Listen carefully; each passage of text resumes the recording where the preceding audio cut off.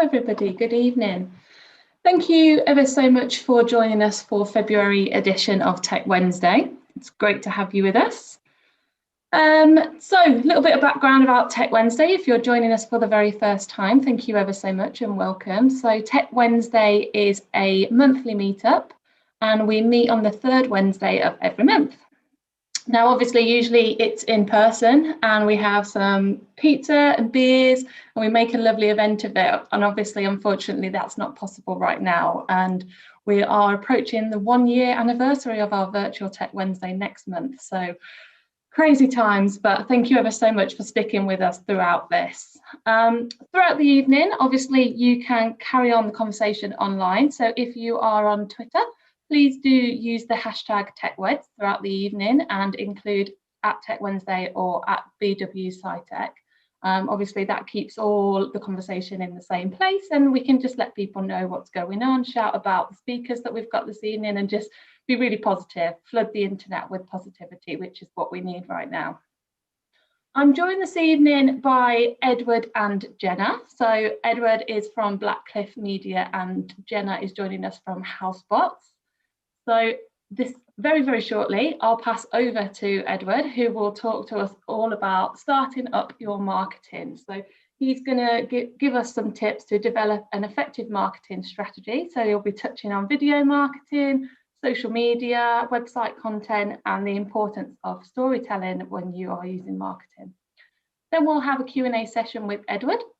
We'll pass over to Jenna. So Jenna is a mechanical engineer at HausBots, who are a robotics startup based here in the Midlands. And if you don't know about them, they're doing some really cool things. Jenna's going to obviously talk to us about her journey, about what HausBots are doing, and she's going to give us a little bit of an overview of a past project which they've worked on. Really looking forward to that. We'll then have a few upcoming opportunities and events, a few things going on in the next couple of weeks just to make you aware of before our next session. And then hopefully we'll round up around 6:30 so that we're ready to all go and have our dinner for our Wednesday evening. So I won't take up much more of your time. Edward, if I could invite you to share your screen with us. Sure. And take it away. Okay. Here we go.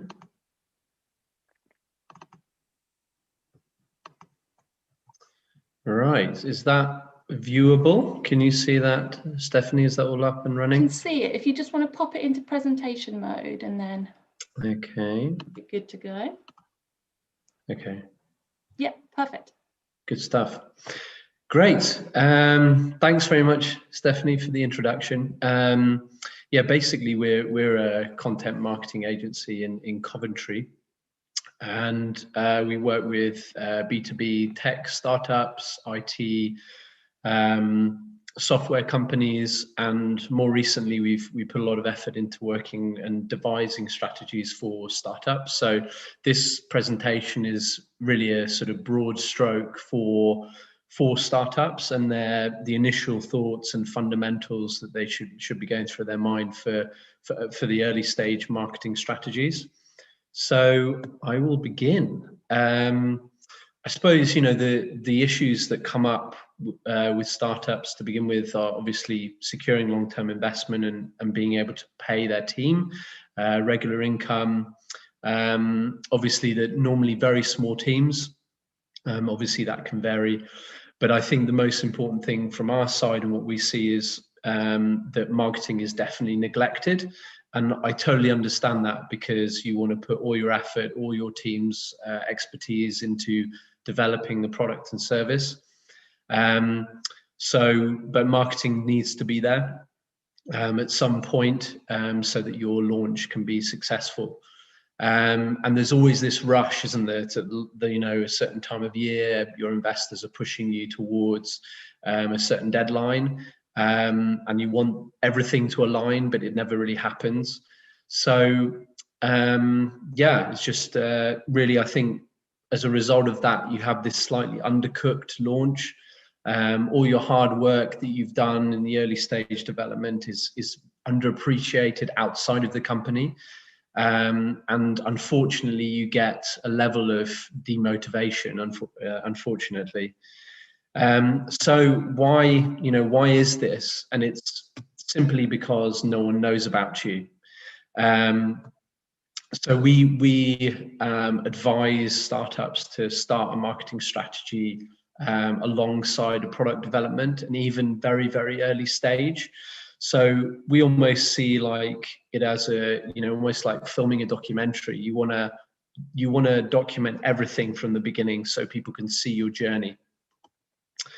So for us, the storytelling medium of a story, and particularly where your idea came from, it's worth journaling it. It's worth writing it down.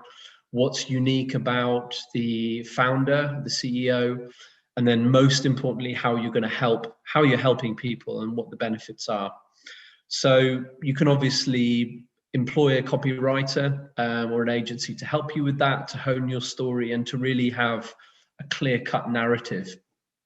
So quantified say that messages delivered with stories are 22 times more memorable than facts. We're all for presenting infographics and all that type of thing, but I think even infographics, as visual as they can be, you still need to have a story which kind of presents those statistics and facts in an interesting way. You've got to really awake your emotions in your audience. You don't want people to fall asleep on you through social media. You've really got to present that, forget the corporate information for now. It's trying to, generate an audience very quickly. So your story is the foundation for everything, from website copy, social media content. As a CEO, you're going to want to be speaking. So again, building that story into your speeches, into your investor pitches, and also any kind of presentations that you're doing. And the fundamentals for us are, as I've touched on, the story, a simple brand book to bring all your visual materials together. Obviously your website, your social media presence, paid advertisement, and video content. And then if there's anything left in the bank, and influencers are obviously very important as well. And I'm going to talk about that a little bit later. So your brand book, I'm sure you've all heard of them, but it's bringing your branded assets together. So your logo, your color palette, image style. So anything from, we use a lot of illustration in our marketing materials. But whether you're using like product imagery, product photography, etc., that's also very useful. And just bringing that all together, because once you've started your social media campaign, you need something to look back on. Redesigning your look, etc., throughout the early stages of a startup can be disruptive, because you'll have a very mixed look across your channels, and that will come across slightly unprofessionally. And also, if you're trying to attract new investors, I think it's important to have all these things, these foundational elements together and consistent. Obviously, your website, the most powerful marketing tool that you have, your shop window, your hub for content. And I suppose the most important thing is, what is the purpose of a website? What is the purpose of your website? Are you trying to get people to download an app? Are you trying to educate people on your services?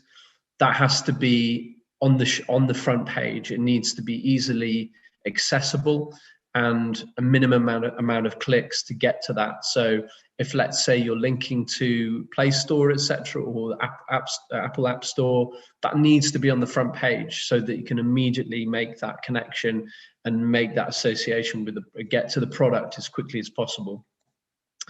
Social media presence, we all know about social media, but there are some fundamentals. So I wouldn't say you need to be too experimental too early, but to have the three, Facebook, Twitter, LinkedIn, are crucial. For B2B, LinkedIn is absolutely essential these days. And I think you can still be very experimental in the type of content that you put out on LinkedIn, whether that be video, animation, etc. But obviously, there's a question mark for things like TikTok. But again, I think that conversation should be left for consultation with your consultant or agency, and they can advise you on the additional channels that you might want to branch out into. So where do you start? Well, I think for getting content up very, very quickly, you want to, again, tap into that initial story that you have. So write an article about where you've come from, how you found investment, the learnings that you've taken from that. Commissioning white papers is also a good idea for B2B. It also gives you that option to collect emails. So, get people to, it's not underhanded to ask people for emails to download a piece of content. It's very accepted. And I think even with GDPR, as long as you have a disclaimer on your website, there's no problem with that. If people want to see your content, they will volunteer their email, and that's not an issue, as long as you say, what you're going to be doing with those emails. It's no problem. So again, publish a video, get an intro of your founder, speak from the heart about where your idea came from, and be as personable as possible. Again, with animation, get an animated GIF up on LinkedIn to announce the launch of your product or service, and then we'll follow a social media playbook, which will again tie everything together with your brand book and your social media campaign moving forward. But that doesn't have to be for now. It's just about getting things up there as soon as possible.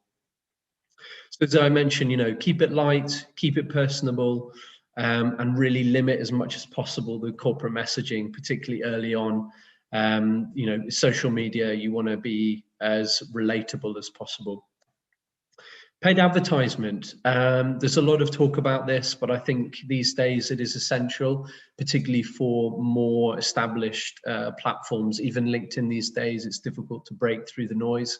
So it's worth running 3 or 4 ads and test them.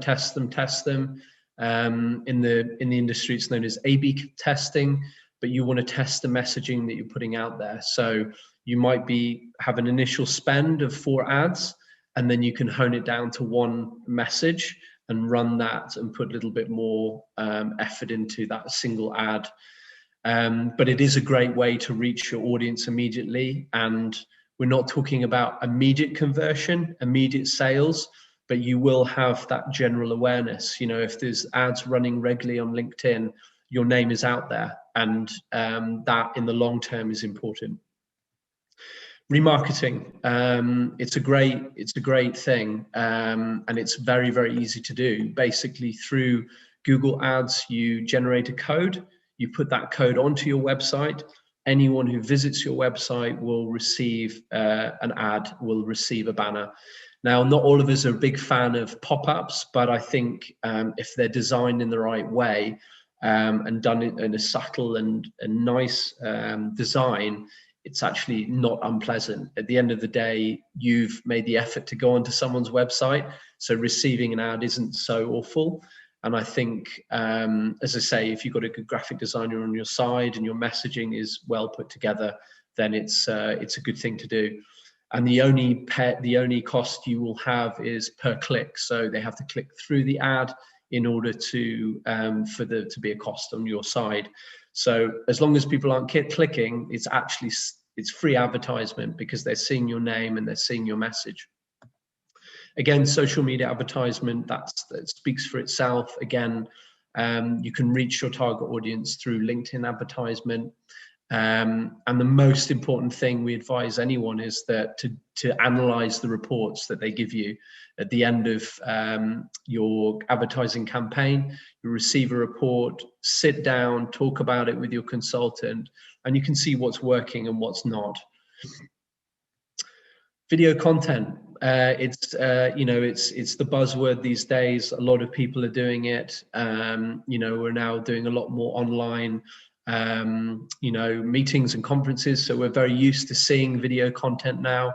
And I think for the front page of your website, it's absolutely crucial to have either an animated explainer video if you have a more complex service, breaking down key technological concepts into a very short video is, it's very easily put together.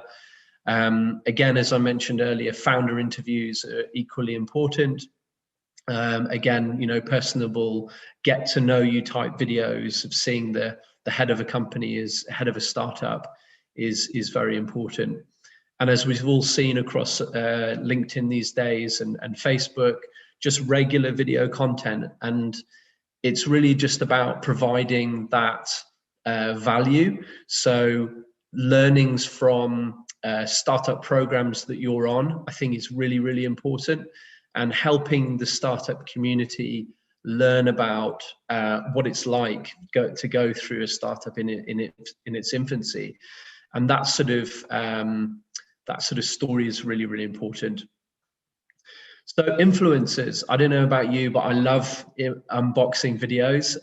Anything I buy, I'm going to have a look for those unboxing videos. And I think that if you can, whether you be B2B or B2C, try and be as creative as possible as to how that you present your product. And I think you can set up a faux unboxing video, make it light, make it fun.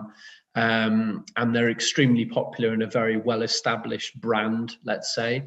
I'd thoroughly recommend anyone to check out Unbox Therapy. They're very sort of relatable. Obviously, for products and services, it's a different thing. But I think you can do demonstrations for software in an unboxing fashion. And again, with influencers, when you're working with them, go to your agency. They'll give you a list of names that are aligned with your brand and aligned with your product, and that will whittle down the amount of work that you have to do to find the right person. It's not just about finding a local celebrity who's got lots of followers. You have to find a very niche influencer that's going to work for your brand and your personality. So a hands-on video review of your product is gold dust if you can find the right person to project your message. So I'll just finish on just some key philosophies from our side. Is, I've presented a few different things there. It's about committing to those activities and being consistent, because you'll never see results if you think my video is going to go viral or my white paper is going to be successful. That's not going to work. You need to be consistent. You need to think, okay, how can we change the white paper? How can we change the message, the story in the white paper? And same for any video or written content that you're putting out there. The most important thing is show personality. Don't hide behind your brand, behind your logo, behind your corporate messaging. It's absolutely essential that, as Jenna's going to talk to us later about, being an engineer, I think it's important to have those expert insights coming across, not just from your CEO, but from all your talented people within your team. They should be heard. And I think their personalities will shine through, and people, will want to attach themselves to your brand. So with all startups, there's successes, there's failures. And I think if you can project those as much as possible, you'll be onto a winner. So that's me. If you want to ask any questions now, please do so. Or if you'd rather do it in a more personal way, please drop me an email. And I don't know whether Stephanie can pass it on, or I can do it personally to pass on this presentation for your own use. And hopefully there's some information there that will help you. Awesome. Thank you ever so much. And, as I was sat there listening to these influencers in Dubai, I was thinking about the life that they live. And I think that's the route we all need to take. But no, thank you ever so much for that, Edward. We've actually had quite a few questions coming through, so we'll get cracking. Great. The first one was, in your presentation you mentioned about commissioning a white paper. Ellie's just asked a little bit more around what is a white paper. It's a leadership piece, and normally it's about it can be quite an academic paper on a particular topic, whether it be particularly about your technology that you've developed.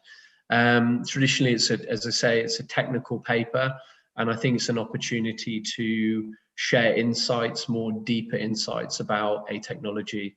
So, as I say, it's a leadership piece, and it's a great opportunity for someone to get that commissioned, and for it to be a lead generation piece. So as I said, you can get people to download it, and therefore you would receive emails, etc., that you can then, you know, give more personable information further on.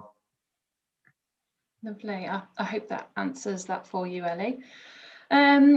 Again, you were talking around the pop-ups, and Miles has just made a bit of a comment there saying, are Google and Facebook disabling this feature? I would have to consult with my advertising team on that one. All I can say is that for now they're working, as long as you know, as Google keeps running them, then, you know, we'll keep running them. And it's, as I say, it's a bit of like I touched on in the presentation, it's a bit of a Brucey bonus. You know, obviously at some point we're all going to be paying for advertisement, but for now, as long as remarketing runs, then we'll be taking advantage of it. I myself became victim of a Facebook advert this morning and made a purchase there and then on the spot, and I kicked myself for it. There you go. They work. Okay, but I'm also the person who, when you get to the counter, I pick up the £1 bar of chocolate because it's there. So I'm that person that's very much, you know, there to be taken. So another question from Nazra. Nazra asks, how do you monitor who visits your website? Well, we do this through Hotjar. Generally, we're looking at what's being clicked on, and I think that helps a lot with our website development. So that's primarily where we're getting it from. But also you can see through the remarketing as well. Okie doke. And another one from Gabrielle, not sure on the pronunciation. What would you suggest if the startup company cannot afford the cost of website building in early stage development? What are the choices available out there to start with? Sorry, could you repeat the question? I just lost you there. Yeah, no, of course. So what would you suggest if the startup company cannot afford the cost of the website building in an early stage development, and what other choices are out there? Sure. I mean, there's lots. I mean, I would say that there are so many options, you know, even like WordPress templates. You've got like very cheap off the rack, like Wix. I think I've never used that. But generally speaking, you know, you can get some templates together, and that's possible. I mean, I've even heard of people running stuff through Facebook, but I think these days there are so many cheap options, very, very cheap options, that there's no reason why you can't have a web presence or a web page. You know, it's really that kind of low cost.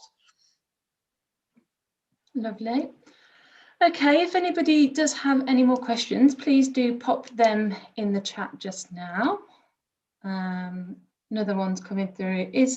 Why is a website really important? Well, as I mentioned, you know, it's like the hub for all your content, and it's really your sort of shop window. So anything, as I said, if you're publishing a white paper, that should be there.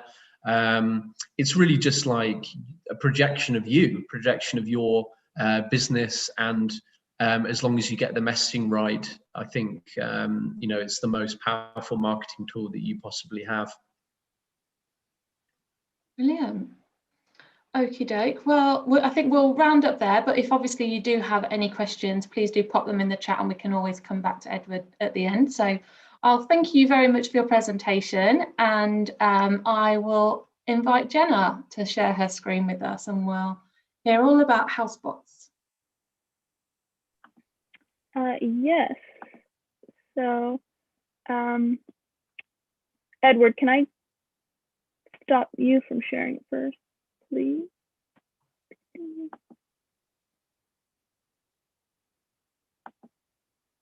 Perfect.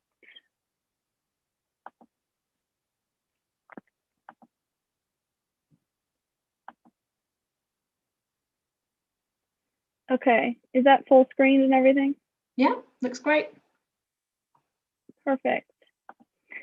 Okay, so hi everyone. My name's Jenna Luczak. I am a mechanical engineer. I'm a mechanical engineer and also the engineering manager at HausBots. We build robots to protect and maintain the built environment, and our main mission is to change work at height forever. So this is our team. Jack is CEO and co-founded HausBots with Harry Smith, who has a background in design engineering. And then we have myself, Mike, and Gabe, who all have robotics engineering degrees from different universities around the UK. Jenna, sorry, can I just jump in? The screen's not moved on. I'm not sure whether it's my screen or...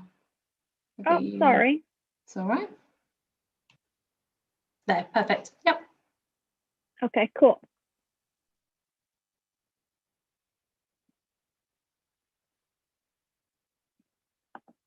Previous.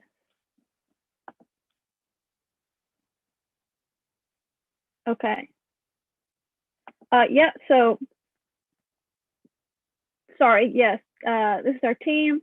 And myself, Mike, Gabe, all have robotics engineering degrees from different UK universities.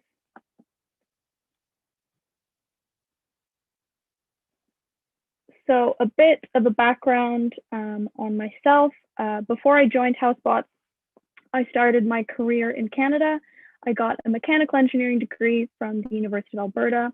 And during that degree, I took on 3 different work placements, each one about between 4 and 8 months long, and all within the oil and gas industry of Alberta. So as I was working at these companies, I very soon realized that the industry was just not the best fit for me. So I decided I wanted to pursue further education, and that is what ultimately led me to move to London in 2017 and earn my master's from Imperial College. So this is a wonderful picture from 2006.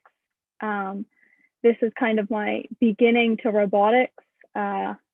We can move in very nicely here. That's myself. That's me at 11. I think I look quite proud of myself.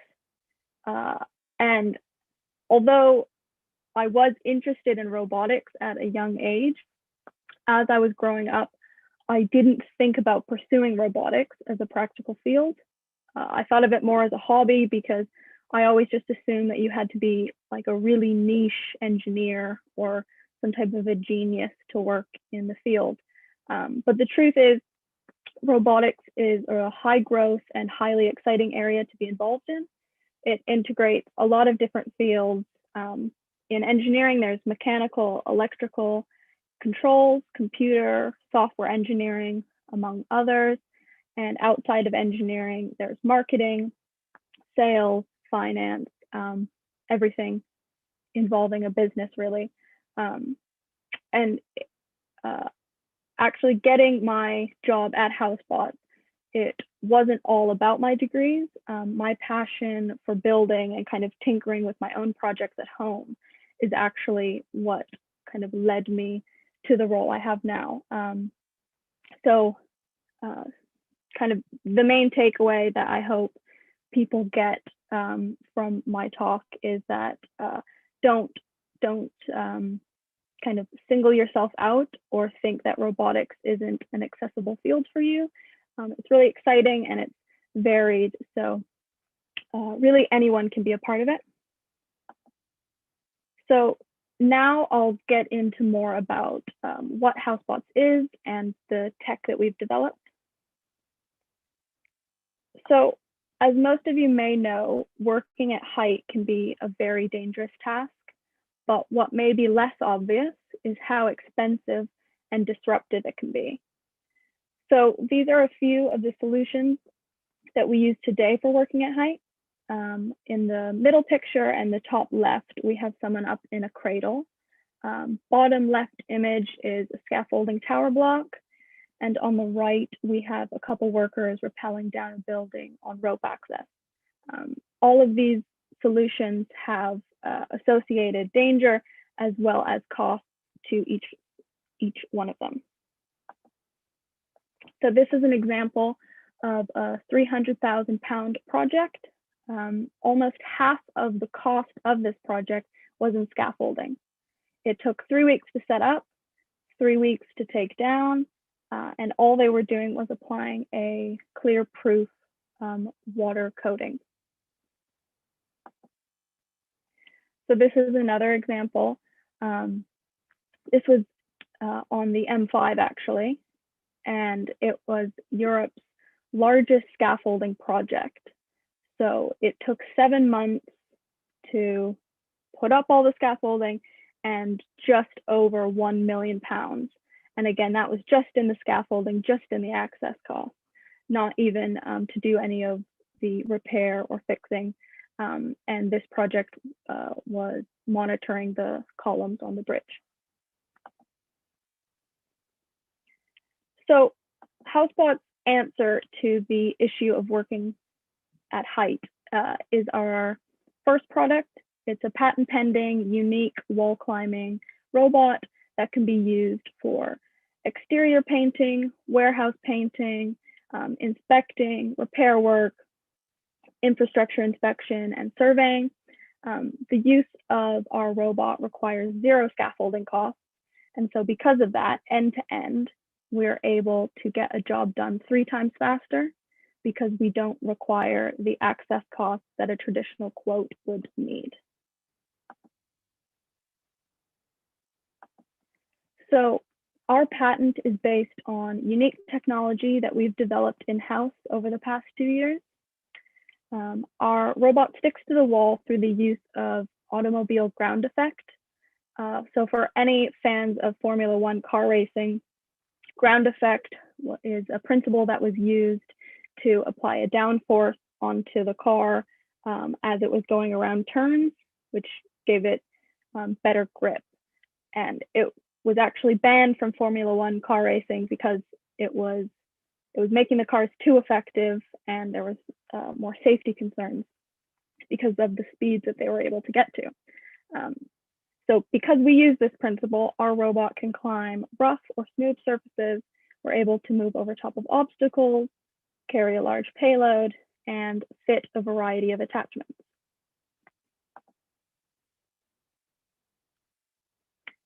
So our engineering team develops products using this simple workflow process. So everything begins with an input.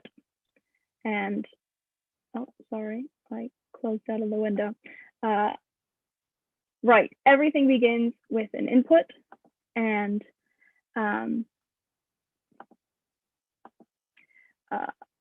we receive customer feedback as well as in-house brainstorming sessions to receive ideas that can kind of initiate our workflow processes.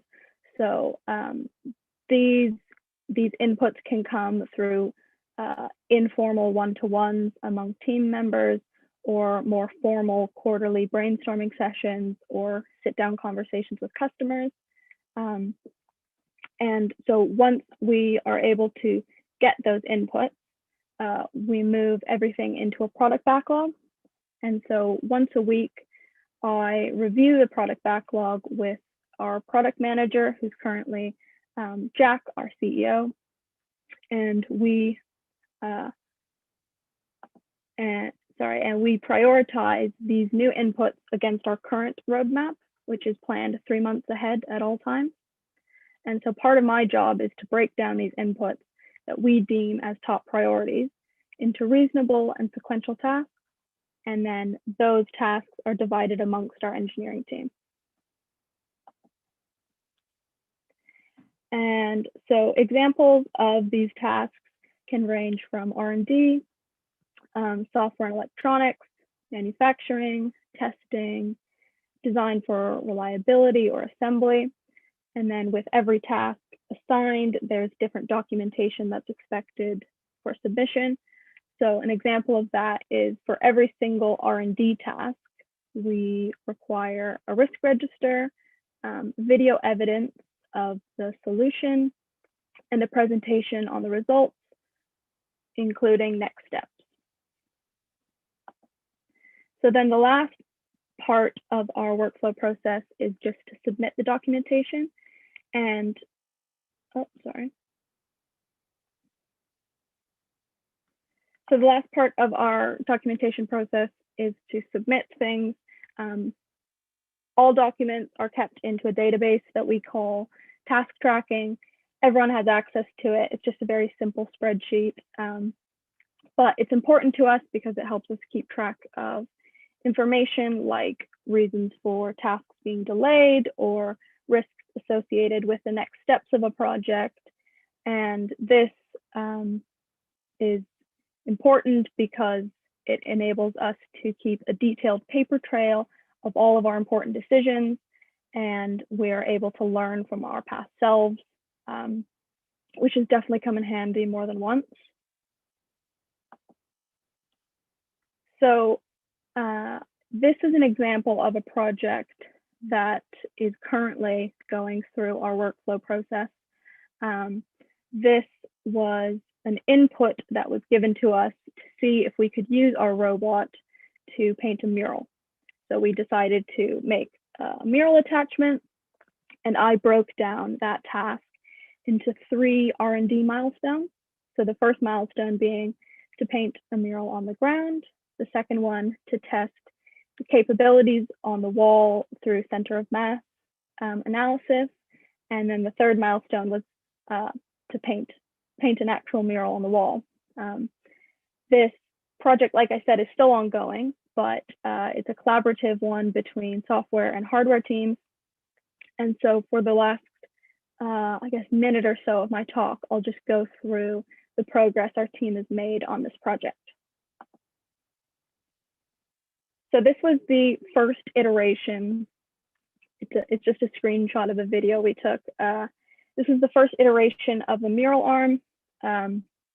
It is a simple mechanism where we have a spray can on a timing belt, and we wrote a Python script that sliced up our image that we wanted to get painted up into slices, and that information was sent to an Arduino, which controls a variety of motors that are on board to actuate the timing belt, as well as actuating the nozzle on the spray can.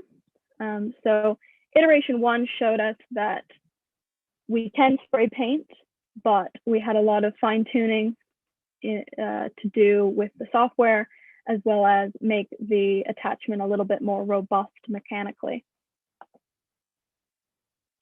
So this was iteration 2. And if you kind of turn your head to the side, you might be able to tell what it is. It's a unicorn. This was a bit of a better job than the first kind of go that we had at it. The arm was more robust, so that helped us, but we still needed to do a bit more fine tuning on the software side. Most notably, we decided to switch from painting in lines to painting in dots. So that led us to iteration 3, where we were able to legibly tell that we painted a mural of just HausBots, the letters of our company. And so this was a success enough for us to move forward to our next milestone to test the mural attachment on a wall. So this is, once again, a screenshot of the video that we actually shot last week. This was a happy surprise because before we tested this, we hypothesized that the center of mass of the attachment on the wall would be a bit too high, and we'd have to rework the entire arm to be moved to the back of the robot. But kind of the robot held up fine, really, which was really, really great and surprising. So we were able to quickly move on to actually painting a mural on the wall. And so unfortunately, I don't have a really cool picture or video to show you because testing of the mural on the wall is set for later this week. but we have kind of our software completely refined now, and we have Mike, who's at work right now, working on it. So yeah, exciting things ahead, but I hope that gives you a bit of a window into kind of how a project goes with us. So yeah, that is kind of everything. Thanks for listening. And if you have any kind of questions about working at a robotics startup, get in touch on our website, or you can get in touch with me. I think so. My email's not there, but I think if you get in touch with Stephanie, she could get you in touch with me. No problem. Thanks. No problem at all. Thank you ever so much for that. And as I said at the very beginning, it's so cool, what you guys are doing. And I know that you guys are based in Digbeth and surrounded by these amazing street art. So it's really, really cool that you guys are, aiming to be up there with them, and a robot can do it all. So yeah. So we've had a couple of comments come through. Not necessarily questions, but Anil has said that he's seen a machine in China that paints on walls like a printer. Is that similar to your product, or is it different? So there's actually a lot of different wall climbing tech that's out there at the moment. A lot of those kind of products either use a suction cup seal or magnets to stick to the wall. So where our product is different is that we don't require any type of a seal. We use moving air to stick to the wall. So I don't necessarily know who or which company he's referring to, but we differ in basically the method that we use to stick to the wall. Perfect. A question come in from Asif. Is it cheaper to use robots to do the job or a human being?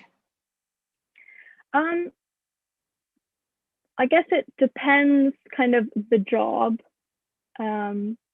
So anything that's reachable for a human on the ground, I'd say is probably best to let a human do that, because there's really, talented painters and decorators out there that can kind of paint a room.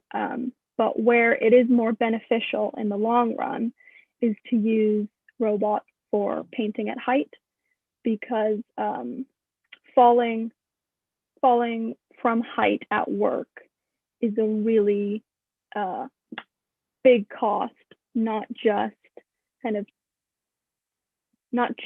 the cost of going to the hospital or getting a cast. Is there's insurance, and there's access costs, and there's safety that is involved in somebody basically taking their boots off the ground and trying to complete a job. So using a robot to limit the risk of any type of a worker in the long run is always going to be cheaper. Okay. I mean, anything is cheaper than as you say, an accident. So definitely a better option. And then also there's just a comment in there from David Hardman, who's just popped a little note in there for you, Jenna, to get in touch with him, as there's a new challenge, prop tech challenge coming up, which HausBots might find interesting. So definitely do get in touch with David, and he can let you know the ins and outs of that. Okay. Okie doke. So I'm hoping that everyone can hear okay. I've just had a little note from Edward to say that he's lost sound. So I'm hoping that everybody else is still with us. Thank you, Jenna, for that. That was really insightful, and I know that you must have a crazy day-to-day job.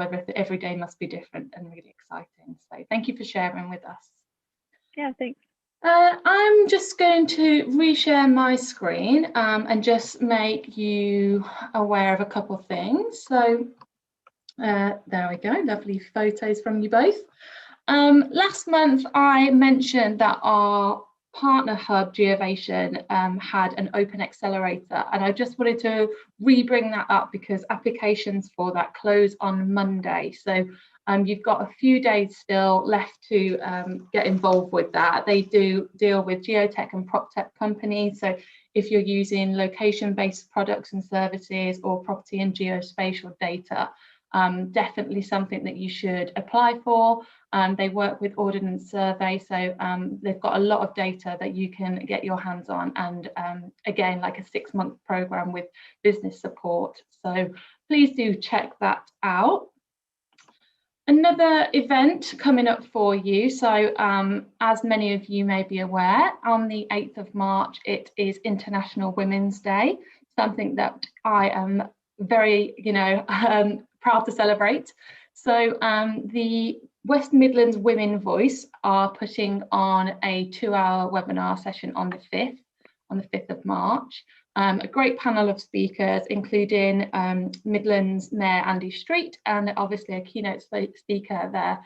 So again, something really important to celebrate and to acknowledge in our industry, which, not too many women, more and more coming through, but in the tech industry, something to celebrate. So if you do want to attend that, please head over to Eventbrite and just search West Midlands Women's Voice, and you should be able to find that. And then the final thing I just wanted to touch upon again is last month VentureFest West Midlands was held.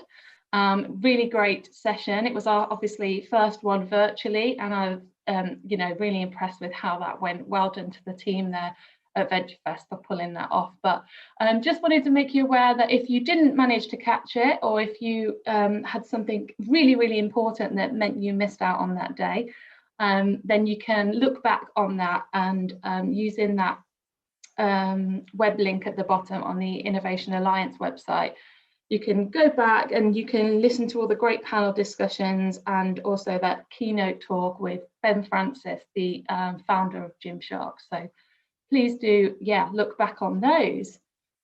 So that's it for this evening. I want to obviously thank you all for joining us, and if you have anything that you would like to share next month, or if you're interested in a speaker slot for a future Tech Wednesday, please do get in touch with me. My email address is there, and again, also, as Jenna or Edward said, if you'd like to get your hands on their slide deck or in touch with either of them, please do drop me a note and I can make that connection. One final thank you to you both. I'll give you a round of applause, because I know sometimes on these webinars it's a bit daunting when you don't get a response back from the audience, but thank you ever so much. It was really appreciated, and hopefully lots of people have found that beneficial this evening. That's going to be us for this evening. I wish you all a great rest of the evening and week, and hopefully we'll see you next month. You can obviously register via the meetup page just by searching Tech Wednesday, and that will be on the 15th of March. So